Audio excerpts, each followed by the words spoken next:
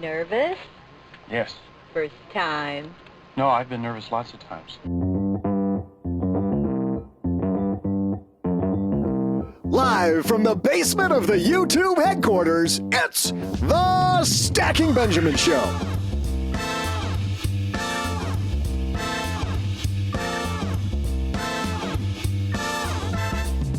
I'm Joe's mom's neighbor, Doug, and don't you think it's time you got intentional about your life?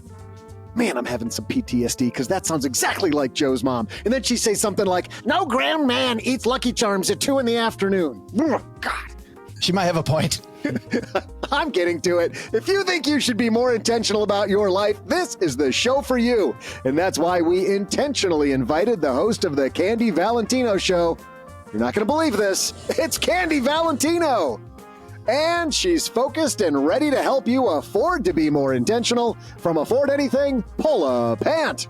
And finally, the guy who is intentionally focused on purpose from Earn and Invest, Doc G. And of course, at the halfway point of this podcast, we'll pause for my absolutely heartwarming trivia. And now a guy who's always intentional about the weekend, it's Joe Saul-Sehy. Hey there, stackers, and happy Friday to you. Sit back and relax because we're going to intentionally have an hour of fun getting intentional about your lives. Let's dive into our crew that we've got here with us today. We'll have our special guest go last. Let's start off with the gentleman behind our brother podcaster and Invest, Mr. Jordan Grummett, a.k.a. Doc G's here. How are you, man? I am good, and this is right in my alley here, talking about intention and purpose. Boy, I'm excited about this one. I know, it's funny. I thought of our special guest first because this is a big part of her book on this topic. But then I thought second about you. I'm like, oh, my goodness, Doc G has all this. Yeah. You very intentionally, by the way, at a point in your life, decided to change gears. I did, from living the life of a very, very busy doctor to being a podcaster, author, public speaker, and, you know, all that important stuff. And Joe, you thought of me next, but you contacted me last because I heard about this recording yesterday afternoon. So I don't know about this thought of me second, but that's. I think that says more about me and my organizational skills at this very moment than it has to do with you. Of course not. And the woman who is in Manhattan intentionally, got intentional about living in Manhattan, Paula Pant, is here. How are you? I am doing great. I love intentional living. It's a topic that I intentionally try to talk about. So I am intentionally on this podcast. You intentionally pay a ton of money in rent every month. I sure do. I intentionally, very intentionally pay a lot in rent. And the woman who brought this topic to my attention with her new book called The 9% Edge, Candy Valentino's back. How are you? I'm great. Thanks so much for having me back. So in the 9% Edge, you're talking mostly to business owners, though, right? Yes, business owners, entrepreneurs, some investors. I will link to our first time that you and I chatted because we had such a great discussion about your amazing background, all the stuff that you've been through and becoming an entrepreneur yourself. What does the 9% Edge actually mean, Candy? So 91% of all businesses fail in their first 10 years. And so we did the largest research study. I took 18 months and looked at 2,000 businesses and 17,000 entrepreneurs to find out why. And so the 9% edge are the tools for you to get the edge to be successful in business, because oftentimes what we hear about on social media or from some guru actually isn't going to create a sustainable business. Because if we don't build a business with intention, if we don't build a life with intention, one day we're going to wake up and realize that what is this that I just built? And you're actually going to be living in a cage as opposed to a life of freedom. So we talk about how to build more revenue, how to create more profit, and eventually how to have ultimate freedom in your life. Do you remember when you first got intentional about your life and where you were headed? Yeah, I was 19. I was 19 years old. I started my first business. I had a 6-week run rate that I got an SBA loan. And this was back in the late 90s when women were only allowed to get loans without a man's signature for about 8 years at that time. So it was a really rare thing. And I realized that I watched my dad work so hard my whole life. My dad was a mechanic. My mom cleaned houses. And so I was intentional about building a business that I could exit. I learned a stat back then that less than 2% of female entrepreneurs ever broke $1 million in revenue, top line revenue. And at the time, less than 0.05% of female entrepreneurs ever got their companies acquired. So I said, check. That's what I'm after. And everything I did in the start of my business was in order to be able to make work optional by the time I was 40, which is what I did. Well, what's amazing is when I was reading about that story, the part that impresses me most about that is not about, I'm after the $1 million of revenue. I'm after this, to build this amazing company, this amazing life for myself. It's that you had 6 weeks to do it, like to just to get off the ground. And as you know, Candy, like every single time I've seen somebody's business plan, anybody's plan, they're like, oh yeah, I've got enough money for 6 months. We're going to get this business going in 6 months. And I think every time I've told people like triple that number and you're good. Yeah.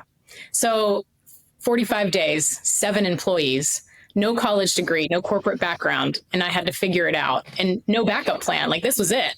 So I think what happens though is when you make promises to other people, you call something out of yourself that you didn't even know that you had. And that was a gift that wasn't something of my planning. I felt it was divine. I told these 7 people that I'm going to give you a position, that I'm going to pay you. And it really caused this like other version of me to make sure that I was not going to fail these people. I may have failed myself. I don't know. But when I promised these other people that I was going to provide for them and they left their job to come work for me, and they were all older than I was, twice my age, that I had to show up. And I think there's something about leverage that's really beautiful, that when your back's against the wall, we tend to figure it out as long as we don't give up. And really, that's the first part of the intention of how I started. I just can't imagine like offering somebody a job and thinking, I got enough to pay you for just 6 weeks. So we're going to make it. But you're right. You set it out there to the universe and you're going to go get it. And that's what we're going to talk about today. Being very, very intentional. You know what else we're intentional about here, Candy? What's that? We're intentional about telling all our stackers that our Friday shows are brought to you by State Farm. You walked right into that, Candy. Everybody sing like a good neighbor. State Farm is there. Come on. We've done better than that. Talk to your local agent today. All right. We got Candy Valentino here. Paula Pant here. Doc G, a.k.a. Jordan Grummett's here. We're talking intentionality. We've got just a couple more sponsors that make this podcast go so that it's free for you. We're going to hear from them and then we're off and running.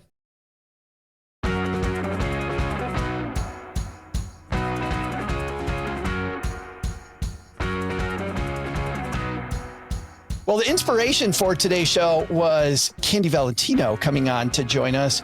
But our piece that I really want to focus on comes to us from psychcentral.com. And it's all about just living with intention, because whether you're an entrepreneur or you're working for, quote, the man, it doesn't matter. Really, an intentional life, I would think, is a better life. Let's talk about the downside, though, of not being intentional, because I'm going to start with you, Doc, because I feel like, on a day like today, just an average Friday, I'm walking down the street, I'm washing the dishes, I'm doing the same stuff I do every day. I'm kind of on autopilot. Long term, what's the cost of not being intentional with our lives? Well, I think if we are not intentional with our lives, we don't really live our values. Because the way I think about it is we come to activities trying to bring ourselves. Who do we want to be? How do we want to be in this world? And so we take our values and we translate that into action, which I call purpose. It's doing things that are important to you, that light you up. But intentions are like your North Star. It's the point of, I have these values and I'm going to do these actions, but your intentions tell you how you're going to carry out those actions. It's pretty much values in action. But Candy, I would bet, based on what Doc G said when he talks about turning values into action, I don't doubt that you agree with that. But what I do doubt is that more than, 10, 15% of our audience has actually looked hard at those values. It sounds easy. Why is it so hard for us to do this values-based approach to living? I think it's something that we've never been taught, right? Look, most of us probably 30s, maybe if you're lucky, 40s, you're like, what are even these values and what are my values? Like, people are in such a reactive state. It's like the work to pay bills, to just figure out life. And most people don't even remember when to put their garbage out. It's like, talk about intention. That's such a foreign concept. People are just trying to get by. And let's be real, having intention in life is also a little bit of a privilege. Like, some people are just trying to figure out day to day. Like, they're like, what do you mean intention? Like, I'm just trying to figure out how to put food on the dang table. So I think we have to be cautious when we talk about it, that there is a real cost to it. However, regardless where you are, you can start to have intention. And if you're not where you want to be, it's because of lack of intentions. So if you're in a business that you hate, guess what? You didn't build it with intention. If you're in a relationship that sucks the living life out of you, you weren't intentional about how you built that relationship. So if anyone listening or watching right now is like, I'm not really where I want to be, this is the time for you to really double down, because the cost is for you to build a life that you don't want. And we live in a society, in a world that has so much opportunity. And sometimes all that opportunity is actually disguised as distractions. So you have to be very careful with what you start to place your focus on so that you don't end up building a life that you don't love. I feel that based on what Candy's saying, Paula, that, we talk about compounding interest, right? We talk about investing, like the compounding effect of not being intentional. I'm hearing Candy say it can be every bit as bad as, the upside effect of compounding interest on intentionality. Yeah. Well, I mean, and the beautiful thing is that the compounding works both ways. So if you are unintentional about your life, then that compounds and over time you go deeper and deeper into a life that you are not intentional about, that you do not like. You have more sunk cost behind you there that you have to then, untangle. But the opposite is also true. As you begin the slow process of building a more intentional life, taking those small actions that start to get you out of it eventually compound over time. And it over, on a day-to-day level, it might feel like nothing. But when you look back after 5 years, it's just, you don't even recognize where you are anymore. And I love, Doc, what Candy's saying also about the privilege of being intentional. Because I remember when I was in my dark days with money, like, I'm like, oh, this intentionality sounds great, but I got to put food on the table. Like I'm on this escalator to hell, and I don't know how to get off. But also, to Candy's point, I feel like it doesn't have to be, you talk about big P purpose and little P purpose, right? When you talk about this idea of living your life, I feel like there's also big I intentionality, which is I'm going to redesign my entire day. And what it talks about in this piece, which is maybe it's just taking a long walk with your spouse because movement and quality time are priorities. Yeah, I mean, I don't know. I think it's a little bit of a cop-out to say that being intentional is a privilege. I think anyone in any situation can be in touch with their values. And I think that once you're in touch with your values, intention is the way you carry out those values. I think people who are in a good economic situation can think about their values. I think a lot of people who are in poor economic situations also think about their values. And the way they walk in this world towards purpose, which is all action-based, is directed by intentions. And so you can know what's important to you, and then you can try to act that out in the world by having that intention. Whether you're successful or not doesn't really matter. It's that you have the right intentions. So I don't know if it's really a privilege per se. Well, then wait a minute. Then I'll ask you the same question I asked Candy. If you're right, then how come if people are so in touch with their values, how come so often we see people's values going one way and the things they do in their daily life going in a whole different direction? Well, I think a lot of people aren't intentional about their values. I think knowing their values is something that anyone can get in touch with. And I think if you're willing to then take those values and be intentional about carrying them out, I don't think having money or not having money, again, I don't think it's connected to privilege. I think a lot of people either A, don't put the time and energy into understanding their values, or I think a lot of times it takes a lot of energy, right, to take those values and use intention to turn it into a purposeful life, right? So purpose is about actions and it's about present and future. And a lot of people don't have the energy, interest, or feel they don't have the time to actually live a life of purpose. And so in order to do that, you have to know what your values are, and then you have to be intentional about carrying out those activities that reflect those values. And that's what purpose is. And so I don't think there's anything keeping us from doing this other than the fact that most people are either afraid to think about it or have convinced themselves that they're not sure what it is. Or a lot of people have convinced themselves they don't have enough time or money, but often money has very little to do with values. And we know the Bureau of Labor Statistics does the American Time Study, and most people have 5 to 6 hours of free time a day, regardless of where you are socioeconomically. So I think it's all quite possible. I think it's hard. That's why people don't do it. It's actually hard to understand what your own values are and then be consistent and intentional about translating that into activities. Where's that 5 hours at? Like that 5 hours of free time at? Because like after I get done watching TikTok videos, I got no time. Yeah, exactly. I'm like, and interestingly enough, the studies show that people with a lower socioeconomic class tend to have an extra hour. So really, you're talking about 6 hours for people who have less money. Have an Yes, wait a minute, you're extra. saying have more time? Yes, people who are actually higher socioeconomically tend to fill their time more with activities. There are more emails to respond to, more phone calls to make. Trust me, some of the busiest people we know are business owners, right? These are the people who are working 70, 80, 90, 100 hours a week. People who are struggling in lower socioeconomic classes, not all, but a lot of them are working, let's say, 40 or 50 hours a week. So it's a big difference. And this has been proven. I'm not making this up. It's actually, been studied. Paula, Doc says that we may just be afraid. Do you think we're afraid? Oh, yes. I think being afraid is natural and is normal. The challenge is, what do you do, not in the absence of fear, but rather in spite of the fear? Candy, it's funny because as Paula said that, I'm thinking about business owners and business owners fighting that fear. If you also think people are afraid, I mean, how do you overcome that fear, especially in business? I just can't imagine walking into your place of business, having these 7 faces look at me and knowing that in 6 weeks I might not be able to continue to feed them. Yeah. So I personally I don't feel that it's fear. I feel that they don't have the information, right? It's the tools. It's like, it's not so much the idea of intentions. And actually, I feel like we got a little off topic. So we were really talking about values as opposed to just intention. It's intentional living, which is just more on purpose, which you can do even if you don't fully understand your values, which I certainly didn't at 19. I was just trying not to be poor. That was really the number one thing, but I was still able to build a life and a business and a portfolio with intention, right? Even though I didn't fully understand my values. And so I don't necessarily think, in my opinion, that it's fear. I think people don't know what to do with this. They hear topics like this and there's a lot of platitudes of like, well, what is purpose? Like, I'm just trying to get through the day. I'm trying to raise a family. I'm being a single mom. Like all of these real life things that people have to struggle with. It's like not so much the fear of doing it. It's what do I do? Like, how do I do this? Okay. Doc says I need values. Well, where do I even go to figure out what the hell my values are?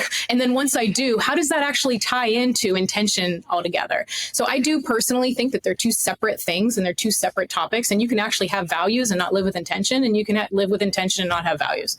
And so we see that a lot in the business world. So I think it's more about the tools. Ideas are not going to change our life. It's the implementation and execution of the idea that will. So how can we empower people with more tools on knowing what to do? And I think it's all about the power of the pause. I think that's what people need. They need the 1/2 of 1 second to pause and stop and identify that they may have a pattern that has either been caught or taught in their environment. They are running now like a computer and they have the script.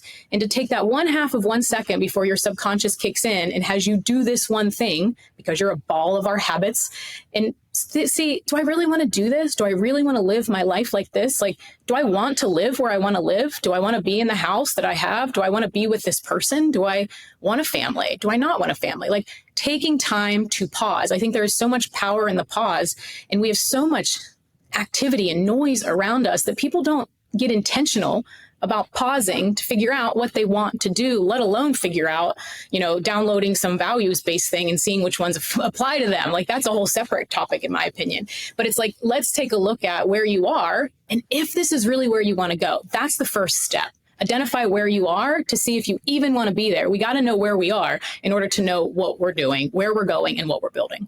I do think it's a separate podcast, and we're not going to continue on that line. But I do think that intentions aligned with values is definitely the way to go. But I love this idea of lining up our intentionality for the day by taking that pause. Give me some of those ideas of some of the things you're talking about. Are you talking about, like when I referred to watching TikTok videos, like taking a pause and going, is this really the best use of my time? Is that what you're talking about? I'll give you one question. So if they get nothing else from the rest of our time together, just this one question. Does this decision, does this action, does this habit take me closer to the life I want to live or further away? Does going out and getting blackout drunk get you closer to being a billionaire, or does it get you further away? Does I started to see Doug's head go up and down. Yes. Blackout drunk. Yes. Right? Like, you have one filter to just pause and ask yourself, because we are all on this auto program that we have been running on these scripts for so long. And we make a lot of decisions from limiting beliefs and things that we catch in our environment or things society tells us we can or can't do. So it's really pausing to say, is this actually getting me closer to where I want to go, or is this further away? Because once we identify those decisions are what's going to create our habits, and those habits is what creates our reality. So it really starts with the decision first. We're going to talk about that in the second half of the show, because we're going to dive into exactly what we do. There's some tips for intentional living in this piece. Obviously, our three contributors today have some tips for you as well. But before we get there, we have the most important part of the show, probably, which is where we have this year-long competition between our three frequent contributors, OG, Paula, and my mom. And Mom doesn't do stairs, doesn't really care about trivia. So today, Candy, you get to play on behalf of Mom. Doc, that means you're going to play on behalf of OG. And Candy, playing on behalf of Mom. That means we've got some good news for you and some bad news. Do you want the good news first or the bad news? Always the bad news. Well, the bad news is Mom isn't winning, and she's not that happy about it. She's in second place. She's got 11. OG has 16, and we're getting close to the end of the year. So Mom needs to make a run. So no pressure, Candy. All right. But Mom's got to get going. And the other bad news is Paula is only one behind you, which I think, Paula, might be. Is this closer than you've been to second place? It is unusually close. Normally, I'm so deep into last place that they need a separate scoreboard to see how. It's like you've got number one, number two, and then like 12 Way miles away. What? Like on the horizon, there's me. Across the horizon. Yeah. So it's 16, 11 to 10. Paula can tie Mom today. Well, we need a question. Doug, you've got one about today's date in history and lots and lots and lots of Benjamins as treasure. What do we got? Sure do, Joe. Hey there, stackers. I'm Joe's mom's neighbor, Doug. And on today's date in history, way back in 1684, when Joe was only 11 years old, Blackbeard the pirate was killed in open hand-to-hand combat by British naval officer Robert Maynard. Blackbeard earned a ton of money, totally fair and square, before justice finally caught up to him. But today's question is this. When they found Blackbeard's flagship named the Queen Anne's Revenge, it was full of treasures. How many artifacts have divers recovered from it? And, hold on, because I know Paul is probably thinking, oh, that's not too bad. I can take a guess at that. But wait, there's more. It was reported that Blackbeard was married 14 times during his life. So, here's our real question. If his treasures were equally divided by the divorce court judges, how many would Blackbeard have retained? I'll be back with an answer right after I go shiver me timbers for the third time today, if you know what I mean. No, I don't want to know what you mean. All right, Paula is going last. Doc, you are first. Blackbeard, a ton of treasure on that ship. And we're just counting the number of artifacts. I was about to say, but I have questions here, because we're counting the number of artifacts, but then do we have to divide it by, you said he was married 14 times, and one piece, yes, and 1%, one part goes to him, so divide it by 15. Is that what you're really telling us? Divided by 15. Okay, yes. Got it. All right, so how many? I have no idea. How am I supposed to know this? Blackbeard apparently not very good at this marriage thing. Yeah, seriously. I'm going to make it easy, right? So I'm going to say they recovered, let's say 150,000 artifacts. So divide that by 15. So each person, 10,000 artifacts.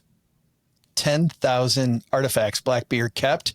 Candy, you think that number's high or low? Oh, I was going off of wealth is what I thought you were going with. So I was thinking monetary, what he would have been left with.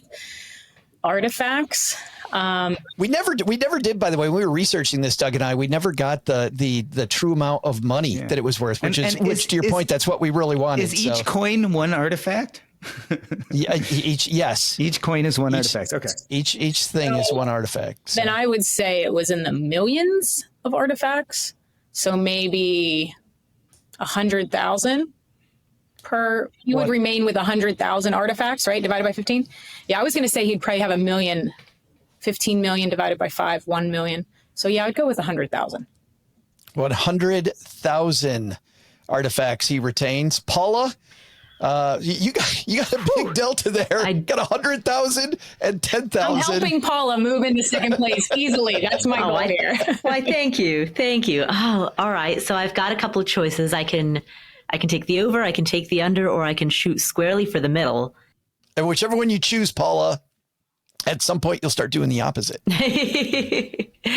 So I guess I will shoot for the middle, and I will say 55,000.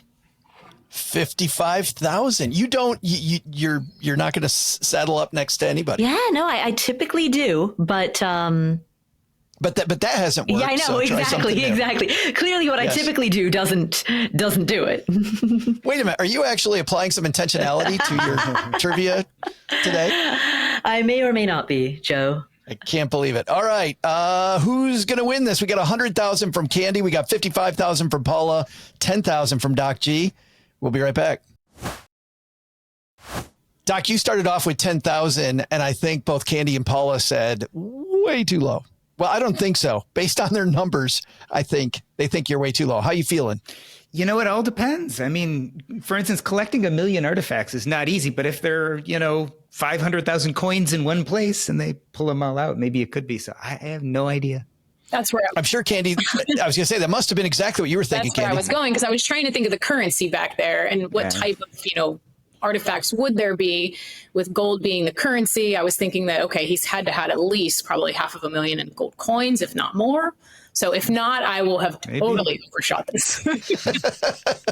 Well, we will see. It wouldn't be the first time. Doc G's usually the one that overshoots, and he's our low guy. I'm usually off by, a multiplier. So, Paula, you feeling confident at 55,000? I'm feeling baffled. It's such an odd question. I mean, even by the standards. For us? Yes. Even by trivia standards, this is a particularly oddball. So I have no sense, even if the question had been how many artifacts, I have no sense of what that number would be. And then divide by 15. I mean, how do you get married 14 times? I don't. Like, wouldn't you get to time number 3 and go, I think I'm bad at this? Maybe I should get some intention. Maybe. Exactly. Where was podcast back in those days? Apparently, Blackbeard left his device back on shore when he was out at sea. All right, Doug's got the answer. The answers are locked in. Doug, who's going to win this thing? Hey there, stackers. I'm podcasting pirate, and yet the guy everyone thinks of as their knight in shining armor, Joe's mom's neighbor, Doug. While Blackbeard may have been a smart sailor, apparently he was pretty bad at staying married, or he just really liked the honeymoon. Because anyway, he went through that ritual 14 times. So when Blackbeard's ship Queen Anne's Revenge was found, it was chock full of treasure. How many of these treasures would Blackbeard have kept if he had to share them equally with all of his wives? Well, our answer is, I'm not going to tell you straight away, but what I will tell you is it was 83,334 less than what Candy/Mom thought, 38,334 less than what Paula thought, and 6,666 more than what Doc thought, because the correct answer is that Blackbeard had over 250,000 artifacts in his ship, and if he kept 1/15 of them, he would have had 16,666, making Doc G our unbelievable winner. That's my time this year. That's my win for the year. You're supposed to throw it. You can't let OG get further ahead, Doc. What the hell are you doing? Usually when you have me sub for OG, he's going down. I can't help it. Occasionally, a clock is right twice a day, He obviously didn't have gold coins, so that was a broken clock. By the way, Candy, OG, one job. To your point, when we were looking at this, a lot of Blackbeard's treasure never found. They said that there's still maybe somebody. That's why you have, generally speaking, older men out combing beaches, right, with their weekend activity, their little thing, the metal detector. Metal detector. Thank you, metal detector. And their little thing. The thing with the round thing and then the headphones. And the stuff. Wow, I'm good at forming sentences. I'm going to stop trying to form sentences and let you guys form sentences, because let's start to get tactical. Candy led off this tacticalness Oh my goodness. Did I say that out loud? By saying maybe we take a pause. I like that one. Paula, they've got some here at Psych Central. Number one is they say tune out the noise. What do you think about tune out the noise as a way to get more intentional? Well, okay. So I do think that with that tactic and with some of the other tactics that they outline in the article, they start to conflate mindfulness with intentionality, which is, those are distinct.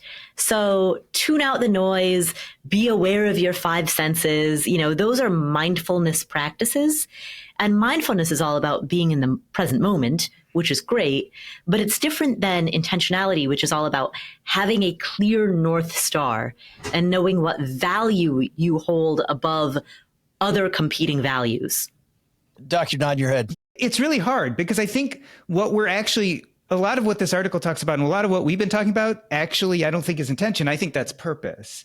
And so we're talking about what's your intention behind this doing and doing it intentionally. What you're really saying is doing this in the colloquial term purposefully. And purposefully in the colloquial, not the way I use it, but in the colloquial is kind of the reason why you're doing what you're doing. I don't agree with that. I think purpose is actually more about the actions we carry about in the present and future. But I think that's why this is a complicated conversation, because we're using intentionally sometimes as meaningfulness and sometimes as purposefulness. What I think intention is intent, which gets back to what Paula just said, is it's the North Star. So you have to have values that give you an intent, and then you intentionally carry out those values in action, which is what I call purpose. I know it's kind of confusing, but I think the word intentional, unfortunately, is very confusing. No, it totally is confusing. And Candy, I mean, let me pile on with Paula and Doc. The thing I don't like about tuning out the noise, it's a negative. Like how am I going to tune out the fact that there's advertising around me all day, that ADD is a real thing? There's all these opportunities to go off message. Like, I don't think focusing on the negative is truly a strategy. No, but I do think that we have to be realistic with the amount of distractions that there are. And if we are constantly allowing our distraction to be controlled by someone else, whether it's social media or email marketing or noise or the election or whatever may be going on, then we are not controlling our lives. So I look at it as maybe tune out the noise. Maybe we could say it a better way if we want to wordsmith it, like maybe get quiet with yourself, take time to really set aside. This is what I talk about in the book, is it's like you need to go monthly and quarterly and look at your business to see, what are you building? Are you intentionally building a business that you can exit, that is sustainable, that will carry you through, that you can optimize profit and create other additional cash flowing assets? Or are you creating a job? And so intent for me in the business world is we need to make sure that our actions align with what the goal is that we want to achieve. And oftentimes people don't even do that. So to me, that's intent, right? I want to make sure that my actions align with my goal. And then obviously the goal should have values. It should be a value-driven goal. I want to have time with my family, whatever. Now that's your value. But if we can just get people to live with intent, we can at least start the process to get them to identify what their values are, right? And so to me, that's where I see it a little bit differently. And I think you just said what kind of we've been talking about, right? So you start with a value and you use intent to carry out actions. I just said it backwards. You said, well, we start with a goal, so we do actions to follow our values. But yeah, basically intention is the way we carry out our values in pursuit of purpose, which is actions. Yeah. Well, I like too how Candy, you turn that to the positive. Like when you said get quiet, the thing I was thinking in my head was, I love the mantra to focus on one thing. Mm-hmm. Right? I can't think about 50 different things. That's to me the noise. I got 50 things going on. I can't think about all those. I got to look at all those. I got to decide which one's going to make the impact. And the impact is based on the stuff that you said, right? Where's my business going? What's going to be the trigger that I pull that lends me the biggest, makes more of the dominoes fall? I really like the positive versus tune out the noise. I don't know what to do with tune out the noise. Further down, Paula, what do you think about this idea of set the morning intention?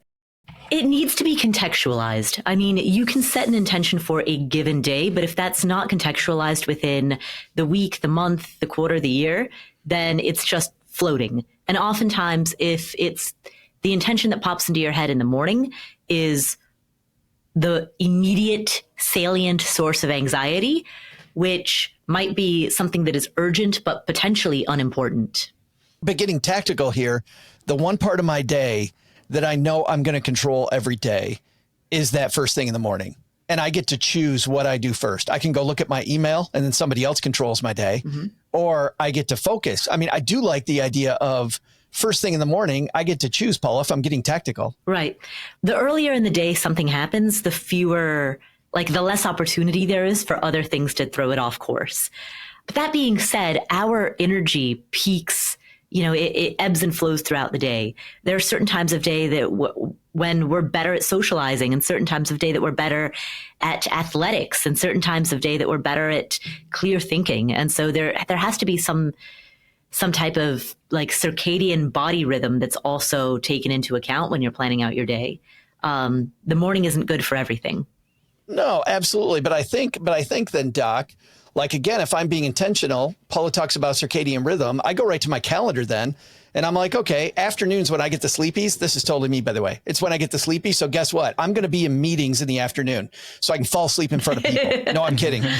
So I know that I'm awake and my body just responds because I'm in a meeting, right? So the sleepies don't happen in mid-afternoon if my butt's in a meeting. Also, then I think about my workout schedule and trying to adjust that rhythm with my workout schedule. It seems, Doc, we could take our calendar then and be intentional about our calendar. This is kind of an offset of the morning intention. Yeah. Again, I think it gets complicated when we're talking about the different version of how we're using intention. I guess the way I would look at this is, for instance, I can wake up every morning and my intention can be to be a healthy person who takes care of my body. And so the action I can do to do that is I can go run a few miles. Now, the intention carries out the action. I could have the intention of looking really good so I could score lots of dates. Like Blackbeard. Yeah, that's not really connected to my values. So that's an improper intention, or not an intention that serves me. But if I want to do it to be healthy, then that's the appropriate intention to start the day when I go on my exercise, if that makes sense. Well, the next one on here then, Candy, is to refocus. And when I think about refocus, I think about what you said earlier. Somebody who's just starting out, they're juggling all these things, a full-time job. They want to be an entrepreneur. Like refocusing, I think, has got to be a big part of getting intentional. I mean, not even refocusing. I think it's just focusing, getting clear about what you want, reverse engineering that goal backwards so that you can achieve it. But I make this super simple. Get 3 non-negotiables. Like, rather than, if you do this, maybe this is your intention, or maybe, this might be the wrong value. But what are just 3 non-negotiables? 3 things that no matter what, you have to achieve today in order to push that monthly, quarterly, or annual goal, or do whatever it is that you want to do in your life. And if we can do that, 3 things every single day, that's 90 things that you're doing moving forward every single month. That's the compound effect to really help you achieve whatever it is that you're after more easily. Candy, sticking with you in this piece, it says to create small shifts. Think about small shifts versus thinking about big shifts. I don't know. Is that just because people are afraid to make the big move? Because in my life, when I just said, screw it, I'm making the big shift, like that's when the massive change happened in my life. Well, I think the big shifts can help you get the courage to start, but it could be overwhelming because you don't know what to do next. Right. So it's like having that decision to take the next step without having to look the entire staircase. I think the small things stacked over time, of course, is what's going to compound. And it's more about taking the next step. Like I see entrepreneurs wanting to start, wanting to build a business, or somebody wanting to create wealth. Right. And it's like, I want to have a $10 million portfolio, but they don't even have $10,000 saved. So it's like, how do you just do the first thing? It's like, you can't go run a marathon tomorrow if you never ran the first mile. So I think if we can start with a small goal, because a lot of wealth building, business success is all behavior and it's all habits. So if we can start with something small and we can achieve it, then we can stack on that small win. And eventually those over time, just like the small investments or the small decisions or the small deposits in your relationship, those stack and compound in order to give you the big wins. Now I see that business has never been easier to get into, but it's harder to sustain because of so much competition. So it's like, if we can focus on the end of what we want to build, but just take the next step towards it and and realize that you don't need to understand the whole plan, I think more people would sustain success long term. That is a truism I think a lot of people forget, which is that if the barrier of entry is low, then competition is immediately going to flood in. And so you're going to have to work your ass off to rise above that tide.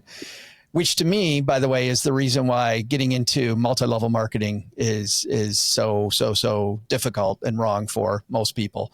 I think on one hand, it's just another sales avenue. But I think because any moron can do it, people start focusing on the wrong things. Hey, Paula, you don't have to work. This is going to be really great. It's not about selling a product. You don't have to work. And the reason people say that is because the barrier to entry is so low. This piece asks a question, Paul, I'm going to ask you. Is intentional living always comfortable and calming? No. Because sometimes following that North Star means that you are necessarily saying no to other things that you also prioritize, that you also value, but you simply don't value those things quite as highly, right? So when you're directionally pointed towards one very specific North Star, like the one thing that's great, you have to say no to a lot of things that are good. And that can feel bad. Well, let's talk not for a second to business owners like we have so often in this podcast because Candy's here. But let's talk to even in the 9-to-5, Paula, like just getting that next raise. I mean, you've got a course on negotiation. Mm-hmm. Like even then, being intentional about what you want. I think it sounds like you got to be comfortable being uncomfortable. Right, exactly. And in the context of asking for a raise, I mean, when you think about that conversation, it is a multi-issue conversation. You're not just discussing salary. You're discussing salary, benefits, vacation days, sick days, combination of, in certain jobs, combination of working remotely versus working in person, if that's applicable to your role. Like you're talking about a huge number of issues. And so gaining ground in one given issue often requires, in some cases, giving up ground, sometimes significant ground in other issues. But if there is something that's important to you, you move heaven and earth to make it happen. Even if that means you have to move jobs, change roles, find a new employer. Like if there's a specific thing that really truly matters to you, then you make some deep sacrifices in order to make that, to carry that to fruition. It's funny. I'd like to get all three of your take on this because, I mean, this is for anybody that wants to answer. But I think focusing on the things that you're going to get rid of is a mistake. I think that it's much more the things kind of fall away. If I'm very intentional, the things that don't meet my intention then tend to fall away. Am I wrong there? I mean, I think you have both levers, which is wonderful. So I feel a little bit yes and no about that because on one hand, I agree that if you are hyper focused on something, then it simply, that hyper focus crowds out the time, the cognitive bandwidth, the energy that you could direct elsewhere. That being said, we live in a noisy world that's full of distractions. And so sometimes you'll be offered opportunities. I'll give you just a very small, somewhat insignificant example. A friend recently asked me if I wanted to go shoe shopping together. If I had absolutely nothing else on my plate, yeah, I would love to, right? But frankly, it's not a priority.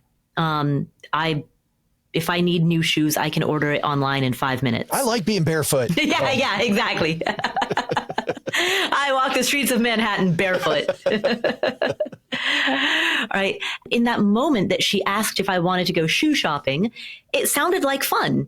And so I had to be really intentional about, would that be fun? Yes. Is that my North Star? No.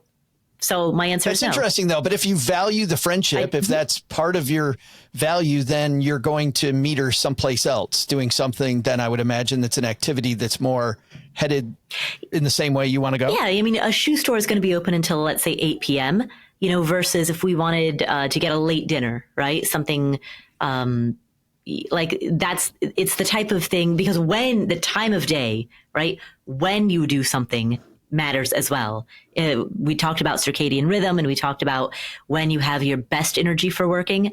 Not all 24 hours a day are equal. Candy, I just have one more question that is burning.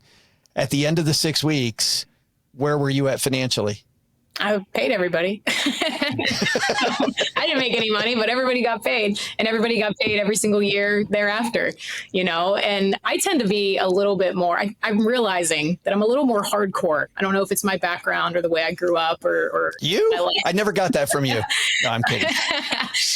Because I look at it as you have to be willing to say no to things. Like, no is not a bad word. No is not a negative, right? It's like the ability to say no to things gives you the opportunity to say yes to so many other things. And I look at my own life, like having the ability and the discipline to say no to so many things when I was 19, 20, 21, 24. Like, my friends were graduating college and partying and having fun, and I'm trying to figure out payroll or how to balance inventory or how to expand, right?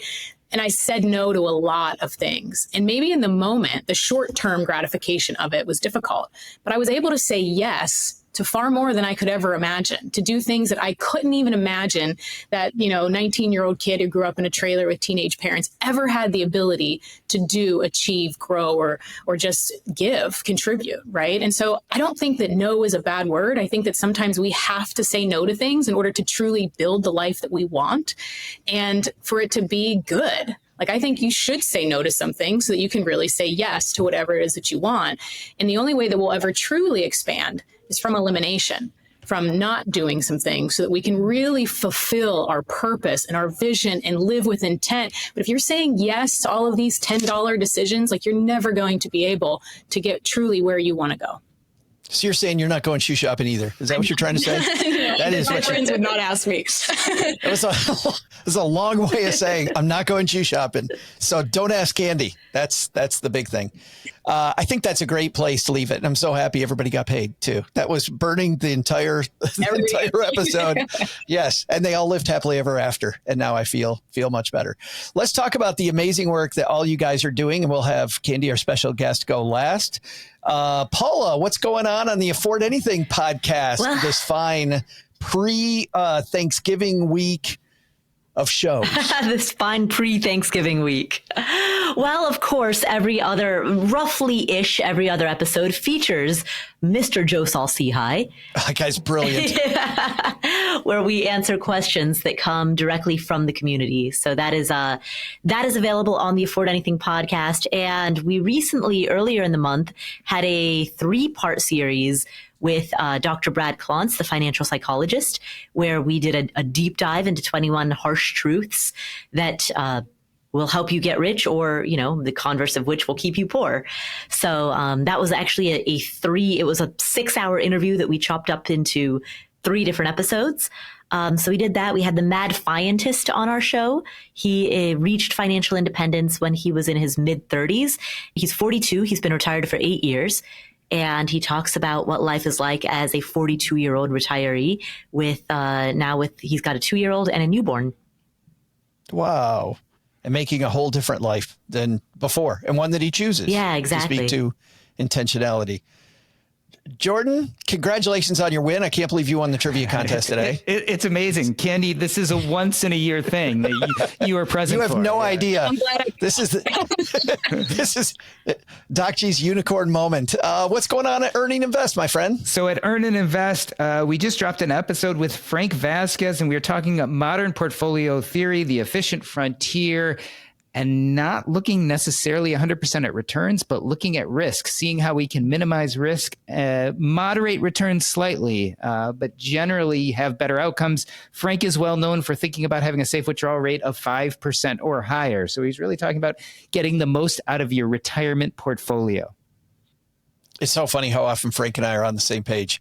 I've been talking about that on Paula's podcast. Joe, you've been in my ear. That's why I decided to have him on, because I've been hearing you talk about it so much. I'm like, I need to talk about this more. So I had Frank on because he's kind of like your know-it-all uncle who can tell you exactly how it is. And so that's why I wanted Frank on. Wait a minute. So you've heard me say it over and over. So you invite Frank on? What the hell's that about? Well, Frank actually specializes in risk parity. And we don't really talk about risk parity as a portfolio management and asset allocation style, but he has a lot to say. And, risk parity is interesting because it says things like, hey, invest in gold. And a lot of people, especially in our community, are like, what are you talking about gold? You don't need gold in your asset allocation. Joe specializes in parity too, but his has a D in it.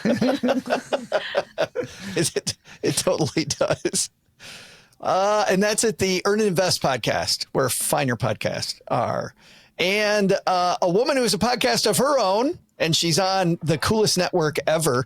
You know, Candy, I don't know about you. I can't stop calling it Westwood One. I can't refer to it as the Cumulus Podcast Network, but the Candy Valentino show people can listen to. Yes. And we talk all about how to grow your business, grow your wealth, how to create more freedom.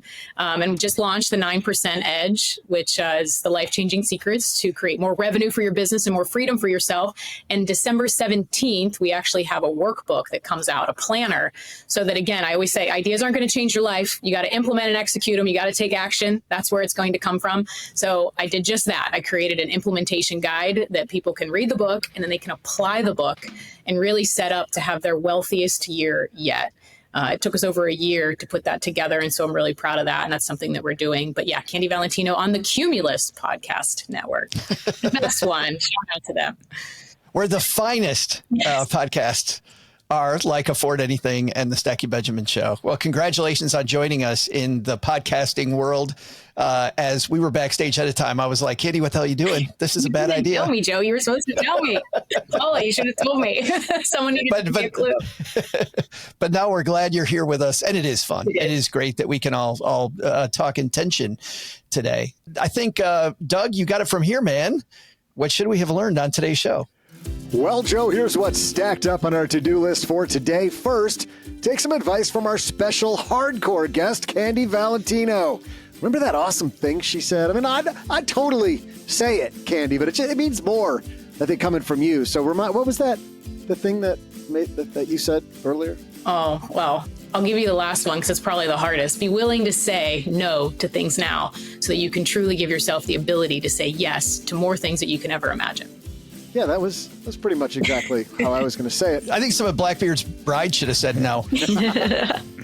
Like they should have asked a few questions like, how many times have you done this before? But anyway, sorry, Doug. Second, I still can't get over how touched I was when Paula said I was her North Star about living your life with intentionality. Can you say the thing about the North Star again, Paula, and how I'm like... Yeah, just say that thing again. You know, I said that sometimes in order to pursue the North Star, to pursue that which is great, you have to give up the good, and that feels bad. Give up the Doug, you mean? That's what we're really talking about. Sorry, yeah. But the big lesson? Speaking of pirates, how the heck does Joe's mom get away with pirating away all the brownies? I think it's time this crew crawls out of the bilge and stages a mutiny. Who's with me? Thanks to Candy Valentino for joining us today. You'll find her podcast, The Candy Valentino Show, wherever you're listening to us right now. We'll also include links in our show notes at stackingbenjamins.com. Thanks to Paula Pant for hanging out with us today. You'll find her fabulous podcast, Afford Anything, wherever you listen to finer podcasts. And finally, thanks to Jordan Grummett, a.k.a. Doc G, for joining us. You'll find his latest book, The Purpose Code, How to Unlock Meaning, Maximize Happiness, and Leave a Lasting Legacy, wherever you buy books. This show is the property of SB Podcasts, LLC, copyright 2024, and is created by Saul-Sehy. You'll find out about our awesome team at stackingbenjamins.com, along with the show notes and how you can find us on YouTube and all the usual social media spots. Come say hello. Oh yeah, and before I go, not only should you not take advice from these nerds, don't take advice from people you don't know. This show is for entertainment purposes only. Before making any financial decisions, speak with a real financial advisor. I'm Joe's mom's neighbor, Doug, and we'll see you next time back here at the Stacking Benjamin Show.